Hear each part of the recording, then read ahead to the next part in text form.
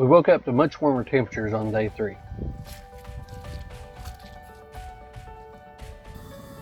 Deb made some coffee in the percolator and made some incredible breakfast burritos.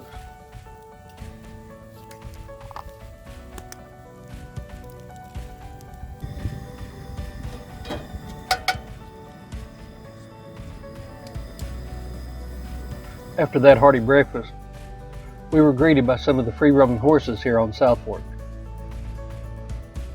Deb took the opportunity to feed a baby, and a couple of them even got petted. After that, it was time to pack up and hit the trail. Our first stop was the elk viewing station here in Breathitt County. It's a pretty neat place where you have a 360-degree view. The view not only shows you where potential elk may be or horses, it also shows you what some of the reclaimed mines look like here in the area.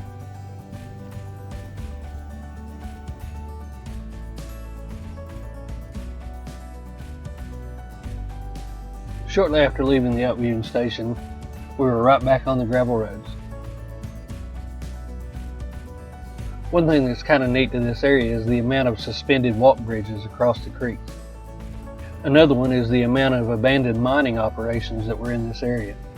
This place really produced some money back in the day.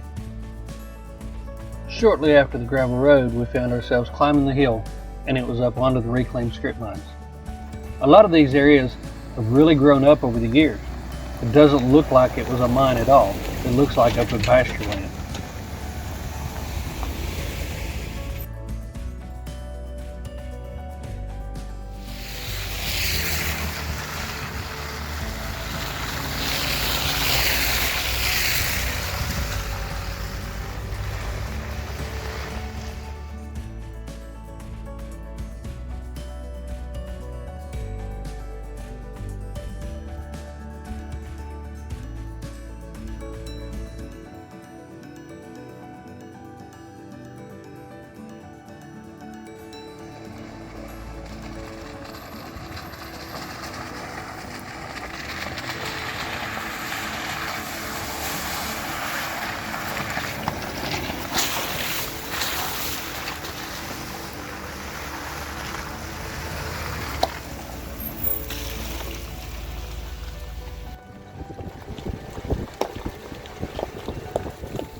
After several miles in the woods, we were back on the blacktop.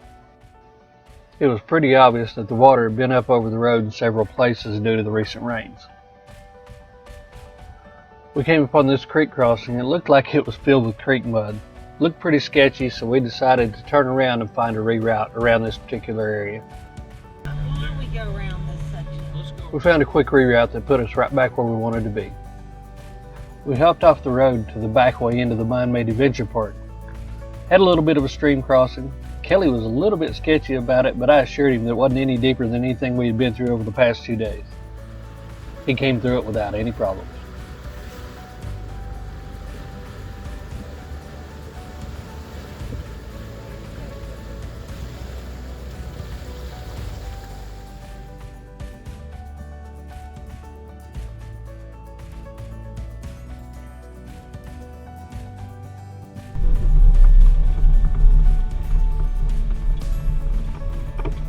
This is Baker Fork.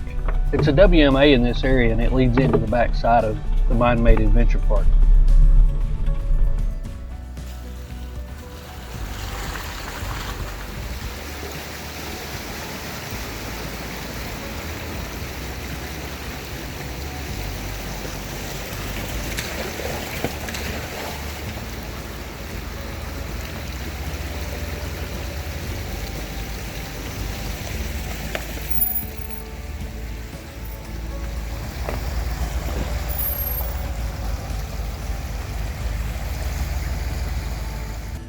This is the signs for the mine-made adventure park. It was constructed about 8 years ago and was meant to be an economic development engine for the area. This area was once named the elk capital of the East, and it had the largest herd of elk east of the Mississippi.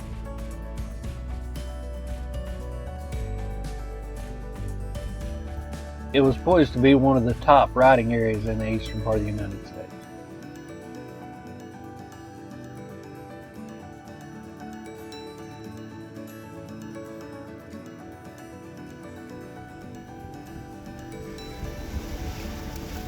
We came upon this huge washout. Bamboo?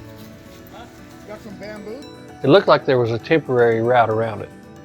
We quickly found the limits of our all-terrain tires. It was time to turn around. Yeah, that's a good shot.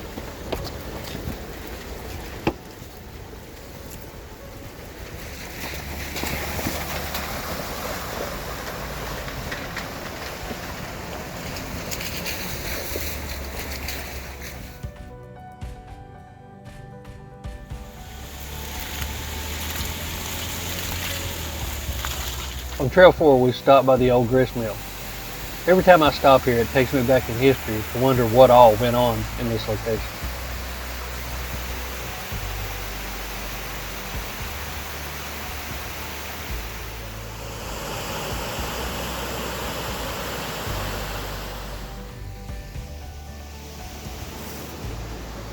We're at Mine Made Adventure Park. This right here is exactly why places get shut down. People just leaving their trash, their beer cans, and everything everywhere. You know, if you want to ride places, you got to clean up after yourself. After spending some time reflecting on history and picking up trash, it was time to get back on the trail.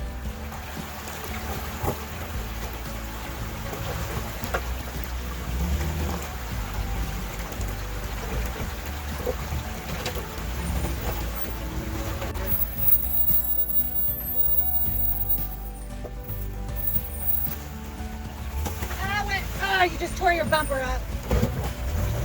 Where'd you dent your bumper out? I don't see no dent.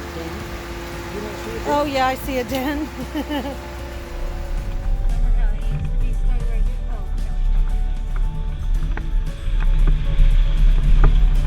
go. Some places were pretty slick.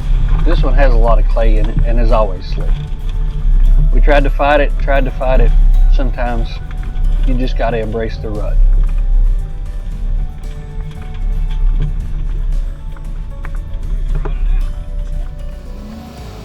Kelly didn't embrace the rut. His back tire ended up looking like a turn plow coming up the hill.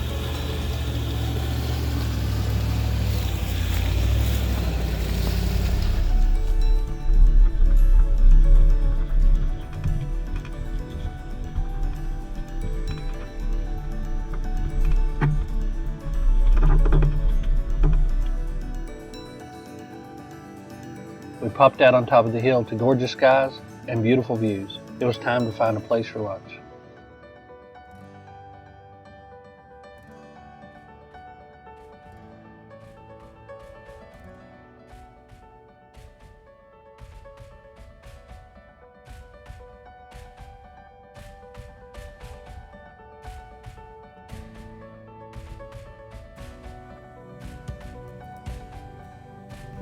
After finding a nice spot for lunch, we had manwich and strawberry shortcake. Striping. Yes, it was my birthday, and I couldn't think of a better way to have spent one.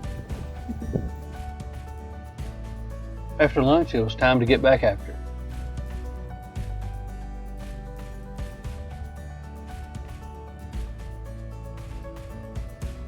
We spent the rest of the afternoon on the blacktop back roads of Knott County and Floyd County.